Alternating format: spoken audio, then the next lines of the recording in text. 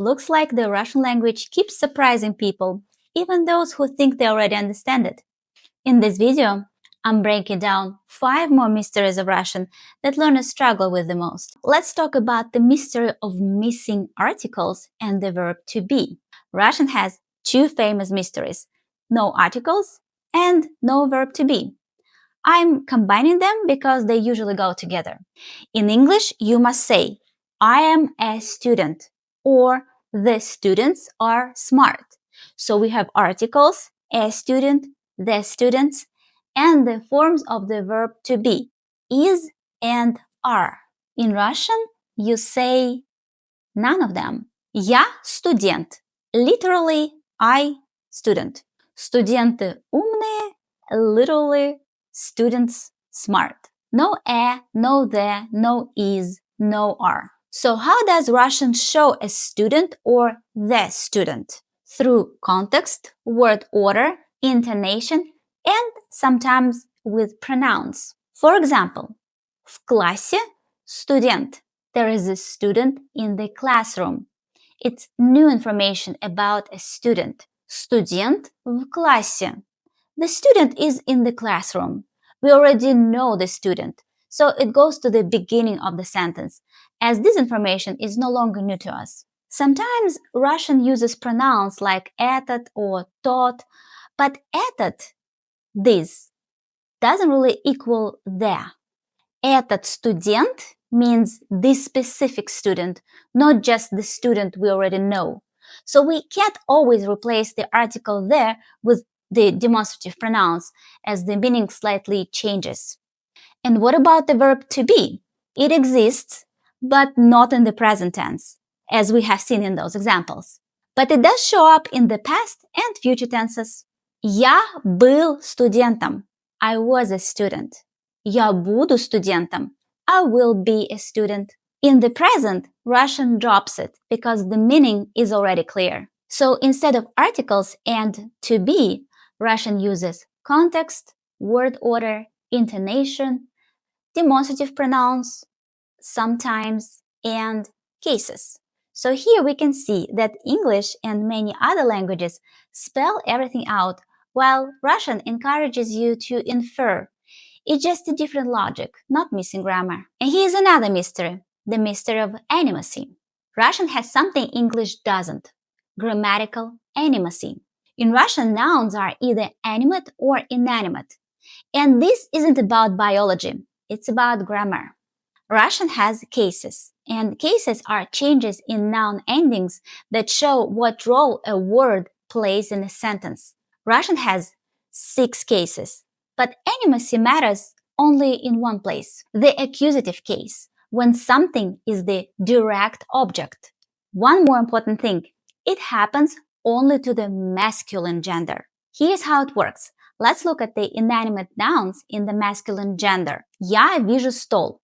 I see a table. Я вижу дуб. I see an oak.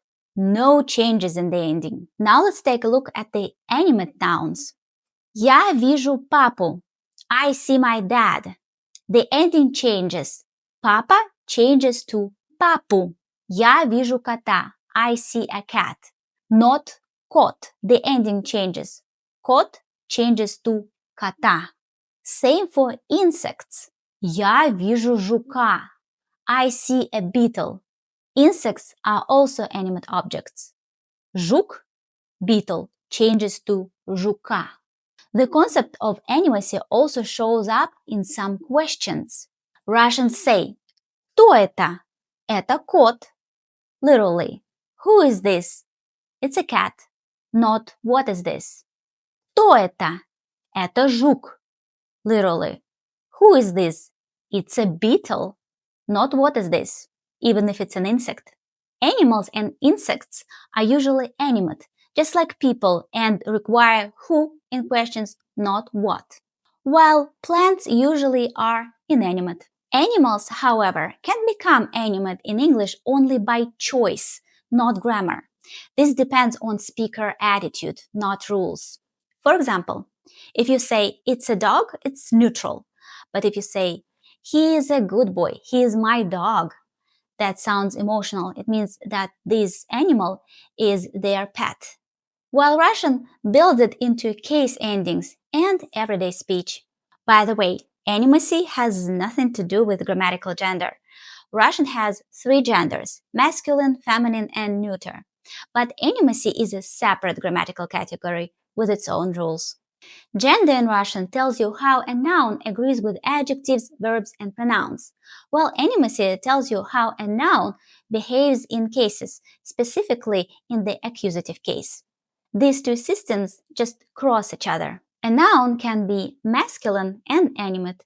For example, кот, cat, человек, human, feminine and animate. For example, собака, dog, or девочка, girl, neuter and animate. For example, животное, animal, or существо.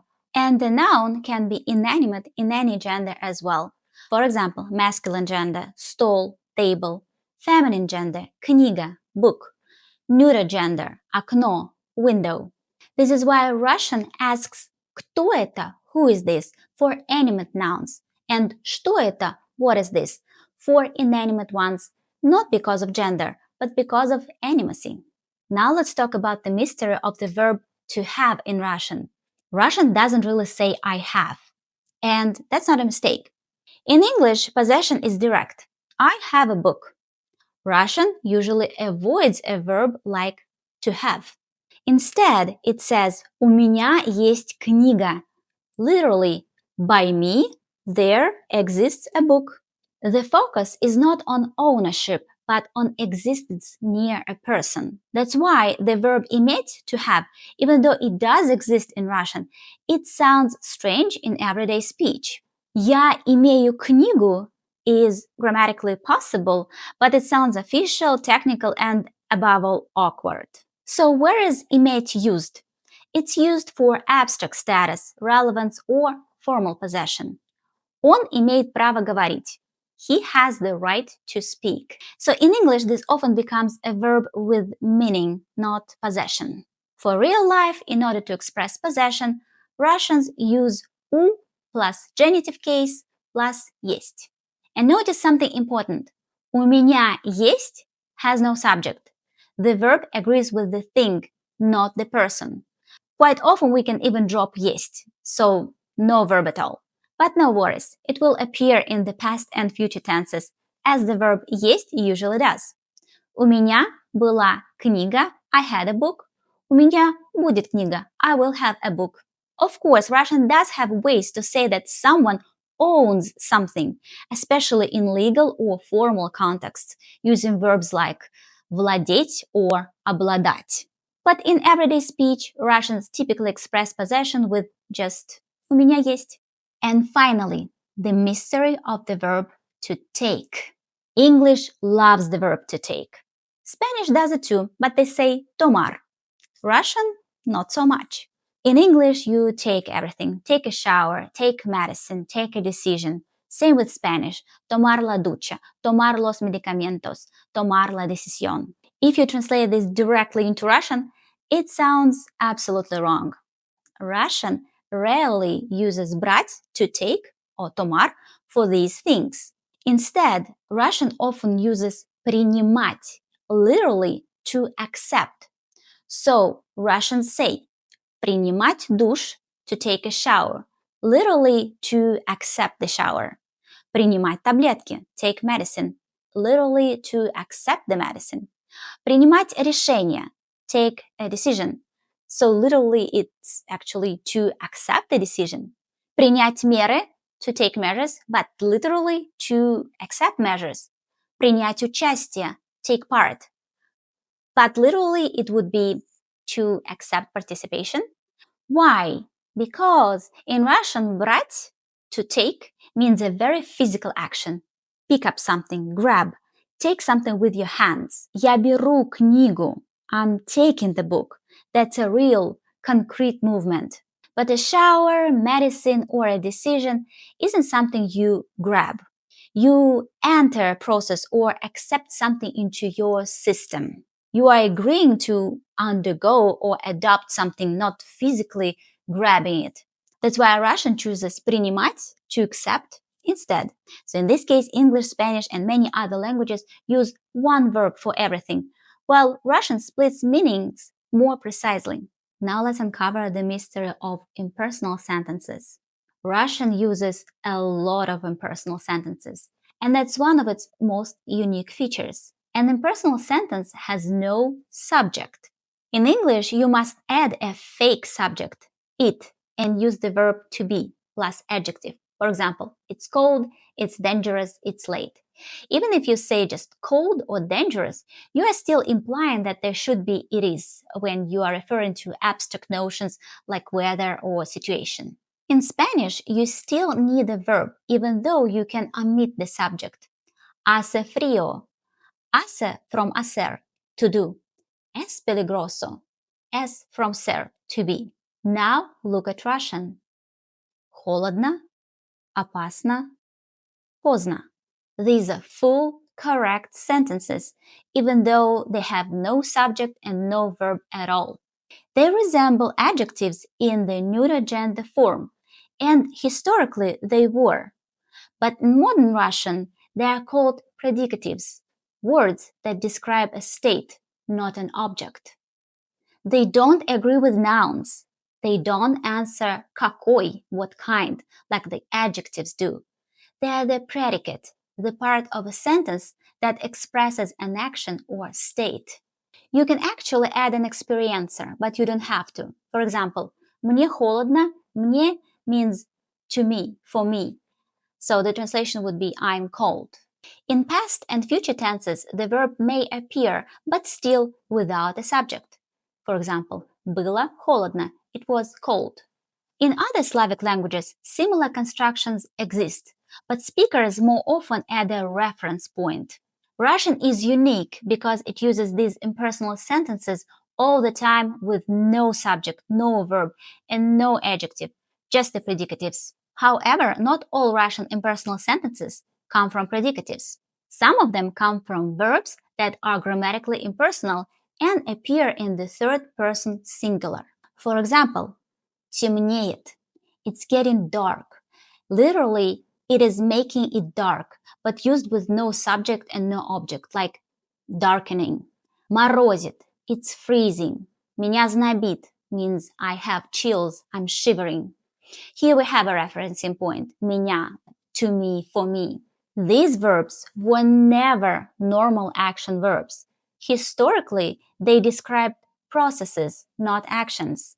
No one is doing the darkening or the freezing. It simply happens. That's why these verbs do not need a subject. Take темнеть, to become dark. It describes a change of state, not something caused by a person or object. So темнеет works as a complete sentence. The same logic applies to weather verbs like морозит, it's freezing. The cause doesn't matter. The condition itself is what's being described. Physiological verbs are even clearer. Меня знобит, I have chills. Меня тошнит, I feel nauseous. Меня трясет, I'm shaking. Here, меня is not the subject, it's the experiencer. The verb agrees with nothing. It is frozen in the third person singular. The sensation is treated as something that acts on you, not something you do. So unlike adjectival impersonal constructions, these forms did not lose a subject over time. They were impersonal from the beginning because they describe natural and bodily processes, not actions. That concludes part 2. Subscribe for more on Russian language, history, and culture, and check out my designs in my store. Пока-пока!